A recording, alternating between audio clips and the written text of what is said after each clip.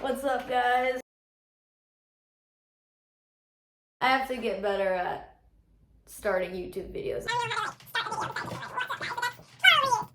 Anyway, welcome back to my channel. Okay, I'm just gonna start.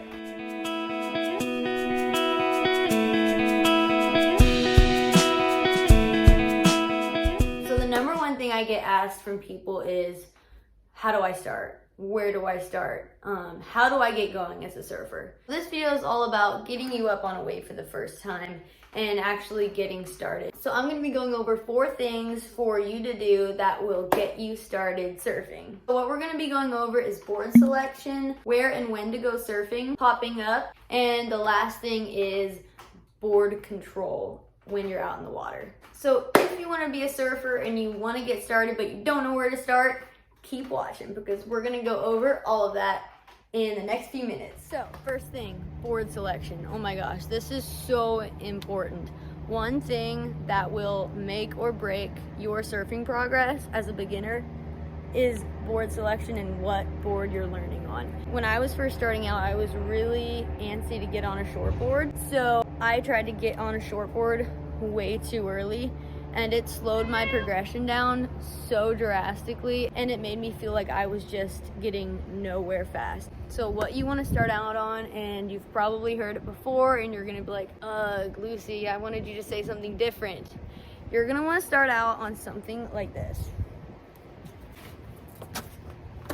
So this, oh my gosh, something like this is what I suggest you learn on. I forget how tall it is, but it's great. It's foam, so if you collide with your board, it won't be it won't be a huge deal. It's very thick, so it will float you. And also, you're gonna want fins. That's very important.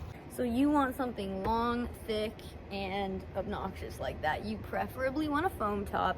But I'm telling you, when I stopped prematurely trying to shortboard and I went back to a thick, long foam top like that, my progression just started to go so much smoother and so much quicker. And another thing I get asked a lot is how I progress from a board like this to a shortboard, and I'll probably do an entirely different video on that. Okay, so now that we got you on the right board, the next thing I want to address is where and when to learn to surf.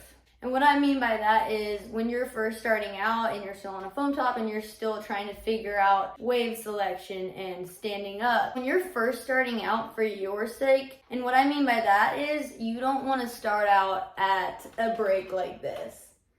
A break where the waves are bigger and faster, where there's more advanced surfers, and learning to surf in a crowded break versus a more chillaxed, less crowded, softer break is going to be a much more enjoyable experience for you. Surfing a crowded, busy break like that is actually a whole other realm of stuff you have to learn because there's surf etiquette and there's a lot that I could get into there, but I'll probably do a separate video for that as well. So what you want is a beach like this that's a lot more mellow and chillaxed so that there's not added pressure on you and you can really focus on your progression. And then there's when to go out. So it's always good to push your limits and push yourself and go out on bigger days. But when you're first starting out, it's better to go on mellower, soft days. I'm speaking from my own experience.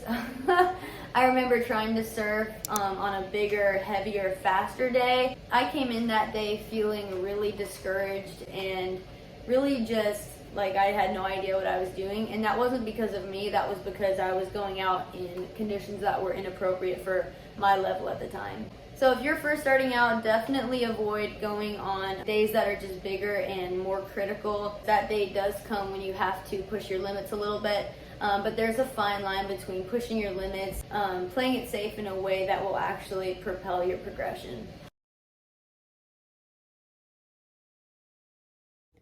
Next thing I want to touch on is something that I didn't get a lot of input in when I was first starting out, and I could have used this information in 2019 when I was first starting out surfing, and that is board control. So when you're using a large foam top, it's gonna be hard to control that out in the water. And that's not something I thought of, but if you do not handle your board correctly out in the water, the waves will take it, push it all over the place, and it can feel really scary and overwhelming. And that's partly why I wanted to get on a short board, is because I wanted to have less board out there to be in control of, because it is hard to control that board out there. So next we're gonna talk about popping up, and popping up is like the heart of surfing. Like that's what gets you from paddling and laying down on your board up on your feet and actually riding that wave on your feet. Okay, so I'm gonna quickly show you how to pop up, but I'm not gonna go too into detail because I'm gonna do another video on specifically popping up and different ways you can get up. So I'm gonna do just a brief, basic how to pop up. Another thing real quick I wanna add is I have like 2 really thick blankets wrapped around the fins, but don't do this at home because it will ruin your fins. So you want to be too far back on your board, if anything, because if you are too front heavy, the nose will go under, you will wipe out, and it will not be pretty. You'll get a lot of salt water up your nose. So if anything, be too far back on your board, but you want a happy medium. I can't give a specific on this because I don't know your size, I don't know your height, so I can't exactly tell you where you should be. So you want to keep good posture, you want your neck to be supported, you want your back strong, you want all your muscles engaged, you want to stay nice and straight on your board. You want to always be looking forward. Where you look is where you go. If you are looking down at your feet, you will probably fall down. The board is really sensitive out in the water, so where you lean, where your weight is being distributed, your board will feel that and it will tip you over. So that is why you want to be nice and straight. So paddle 1, 2, 3, hands by the chest, up into plank, front foot forward, and twist. I teach the pop-up in a step-by-step fashion, but the ideal goal is for your pop-up to be a pop. It should be quick. The quicker, the better. So keep that in mind. Real quick, I'm going to show you what that pop-up looks like and what you want to row towards.